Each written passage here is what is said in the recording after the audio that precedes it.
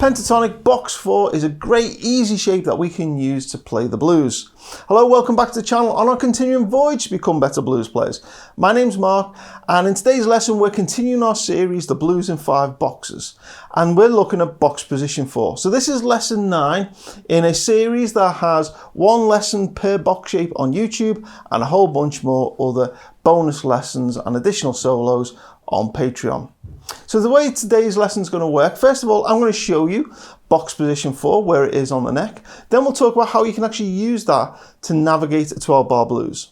Then you're going to see me play an example solo that will illustrate how to do this, how to play the blues using box position 4.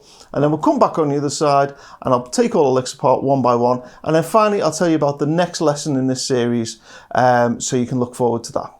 Okay, so let's get into this. Box position 4. Today we're going to be in the key of A.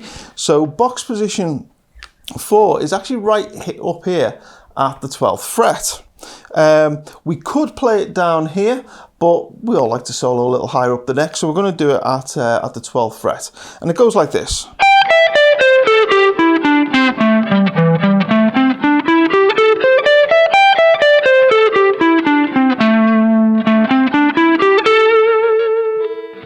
Okay, so that's where it is. We're right up here at the 12th fret.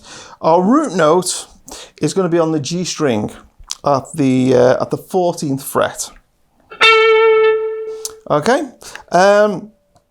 Now I've just shown you what are 12 notes, 2 notes per string, 6 string, 12 notes. So how do we know which are the good notes, which notes to focus on, etc.? We don't want to just learn 12 random notes and not know what to do with them. So the first important thing is to know where our root notes are. That is, we're playing in the key of A, we need to know where the A's are. So there's one here, and there's one here. Actually, you can get one if you get this string here, top E, and bend it up a whole tone as well. So there's one there, but the ones we're really going to focus on today is this one here, and that one there. And in our solo, I mainly bounce around this one. Okay, so those notes we want to, they're always going to sound the most in tune, we're going to spend the most time on. Now, as we go through a 12-bar blues, a 12-bar blues has 3 chords in it, an A7, a D7, and an E7. So when we're over the A7, that A root note is going to sound really nice. So playing licks that resolve to that note and kind of play around that area, always going to sound good. Then when we go to a D7 chord, well, we're going to target this note here. We could also play this one here. So if we play licks that kind of targets either of those 2 notes, those are both Ds. So when we hit that D chord, the 4 chord in our scale, they're our 4th note in the scale. Okay, and then we have, when we go to the 5 chord, which in this case is an E, we want to target the E. So there's one here, and there's one here. And they're the notes we're going to target when we hit those chords. And you'll see this in the example solo. That's exactly what I do. I target those notes as we change the chords. Okay, so that's kind of how you navigate a 12-bar blues. You target those notes, play licks around those notes as we're over those particular chords. Okay, so what you're going to see now is, here's an example solo. I'm just using those notes, box position 4, over a 12-bar blues, and then we'll come back on the other side and pull the licks apart and show you them one by one. So here's the example.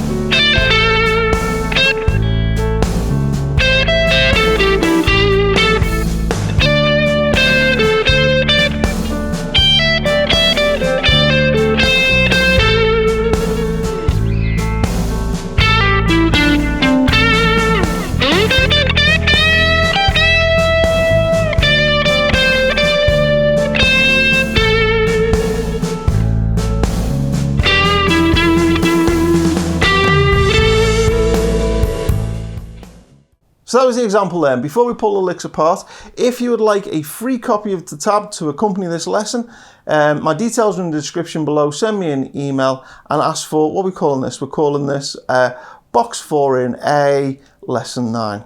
Remember, this is lesson 9 in a whole series that we're doing. If you want access to all the lessons in the full series, then you check out the page on Patreon. Again, details in the description below. If you sign up to Patreon, you can get all of the lessons, plus you get MP3 files for all the backing tracks and files for Guitar Pro for all of the solos in the series. Okay, so let's get on with the licks now. Well, we're going to start, and we're using the same backing track we've used throughout this series, and that backing track is a 12-bar blues, but it actually starts with a little 4-bar intro, which is the last 4 bars of a 12-bar. So we get a bar of E7, a bar of D7, a bar of A7, a bar of E7 again, and then we're into the 12-bar blues proper, starting on an A7. Okay, so that's the little intro. And what we're going to do over that little intro is we're going to play licks 1, 2, and 3. So I'm going to break those down now. So lick 1 starts and it goes over that E7 chord to the D7 to an A7. So what you're going to see me doing is targeting an E note, this one here, which you're actually going to get to by bending this one up a whole tone. Then when we hit the D chord, I'm going to target this note here. And then when we move back to the A, I'm going to target this note here. That one there. So what you'll see in the lick is I'm basically just following the chords by playing those notes. Okay, up to speed, it goes like this. 1, 2, 3.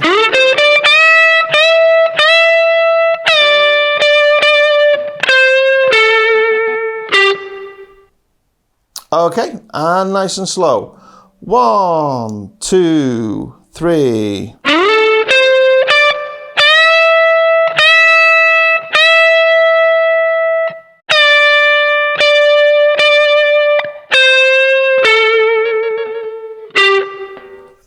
Okay, then lick 2. Lick 2 is going to take us from the E7 chord and then back to start the whole 12-bar blues chord progression over an A7. Okay, so we're basically going to target an E note followed by an A note, and it goes like this. 1, 2, 3, 4.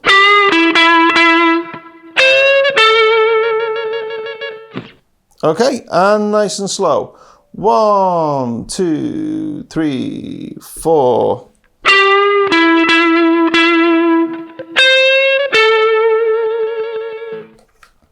Okay, lick 3 now over a D7 chord, goes like this.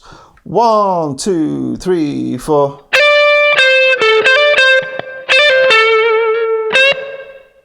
Okay, hammer-ons and pull-offs, nice and slow, here we go. 1, 2, 3, 4.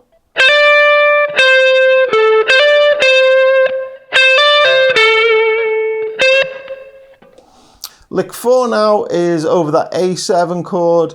It's going to use this little shape here where we can play the 13 on the B string and the top E at the 12th, and just bending that B string slightly gives an unusual sound. You only really get this little move in box position 4. It makes something unique about box position 4. Anyway, it goes like this. 1, 2, 3, 4. Okay, and nice and slow. 1, 2, 3, 4.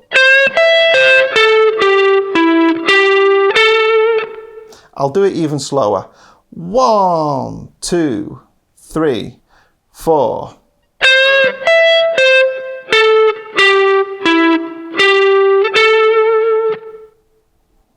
Okay, where are we then? Lick 5. Lick 5's back over the D7 chord, and it goes like this. 1, 2, 3, 4.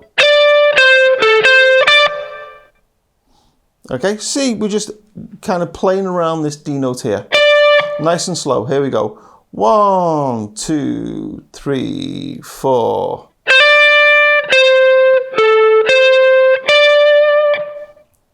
Okay, lick 6 is going to stay over that D7 chord. This is the only lick that's like a little bit tricky really in this particular solo. It goes like this. 1, 2, 3, 4. Okay, and nice and slow. We're basically just walking down that pentatonic shape until we get to... Okay, so nice and slow, starts with this pull off. Goes like this. 1, 2, 3, 4.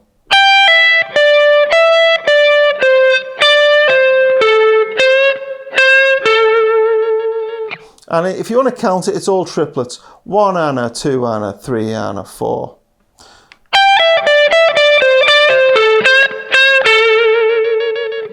One and a, 2 and a, 3 and a, 4 and 1. Okay, so if you're counting it, that's how you do it. Lick 7, we're staying over this A7 chord. It's going to walk down the bottom part of this pentatonic now. It goes like this. 1, 2, 3, 4. Only tricky thing is that jump between on the two last notes, because you're jumping over a string. Anyway, here it is nice and slow. 1, 2, 3, 4.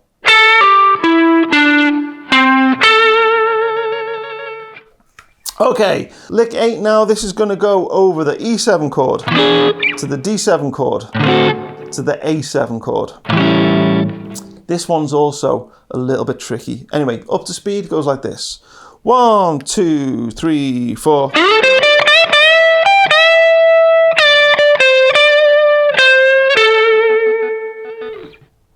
Okay, so nice and slow. Here it goes. 1, 2, 3, 4.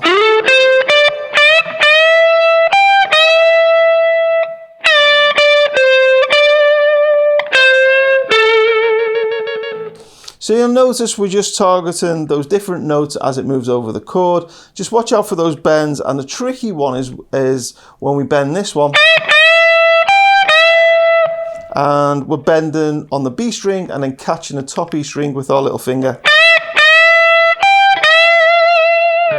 If you've been following my licks, my lessons, you'll notice I play that lick quite a bit. I love that little move where you're bending one note on the B string and then catching top E under there.